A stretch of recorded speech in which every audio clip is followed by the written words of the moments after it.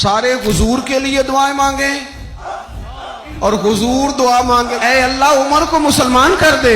عمر جب گئے نا کلمہ پڑھنے، واقعہ آپ نے سنا ہے، دار ارقم میں حضرت عمر کلمہ پڑھنے آ رہے، دروازے پہ حضرت امیر حمزہ کھڑے ہیں، شور پڑ گیا عمر آ گئے عمر آ گئے عمر آ گئے. حضرت امیر حمزہ کہنے لگے کیا ہوا اگر عمر آ گئے تو اچھے ارادے سے آئے ہیں تو استقبال کریں گے، اور اگر کوئی ارادہ گڑبڑ ہے تو اگر وہ عمر ہے تو میں امیر حمزہ ہوں، آج پتہ چل جائے گا. آ گئے ہیں تو آنے دو.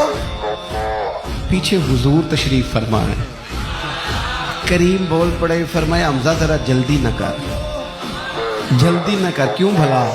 گویا فطرت مسکرا کے کہہ رہی تھی حمزہ کو کوئی آئے تو نہیں نا، انہیں تو بلایا گیا ہے، انہیں تو دعا مانگ کے بلایا گیا ہے، کوئی آیا لے کے چلا گیا،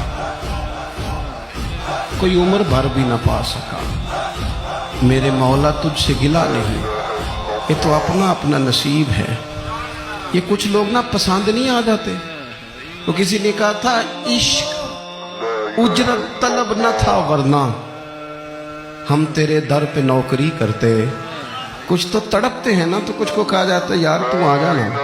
وہ حضرت عمر تو وہ ہے جنہیں کریم نے اللہ سے مانگا ہے.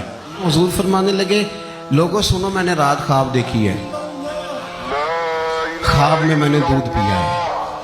حضور سید عالم علیہ السلام فرمانے لگے، یہ صحیح حدیث میں موجود ہے بخاری میں، فرمایا میں نے اتنا پیا ہے دودھ، اتنا پیا ہے کہ میرے ناخنوں سے بھی نظر آنے لگا.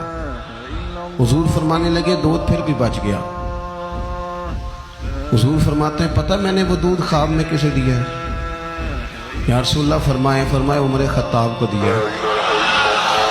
یا رسول اللہ اگر آپ نے دودھ پیا ہے اور بچا ہوا عمر کو دیا ہے، خواب آپ نے سنائی ہے، تو حضور تعبیر بھی تو آپ نے بتانی ہے.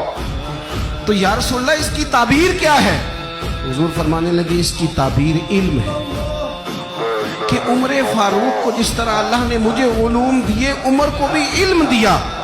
اس کی تعبیر علم ہے، اس کی تعبیر وہ نور معرفت ہے. یہ پتہ ہے دودھ اور علم کی آپس میں تشبیہ کیا ہے؟ ہمارے مفسرین فرماتے ہیں جس طرح دودھ جسمانی غذا ہے نا، علم روحانی غذا ہے.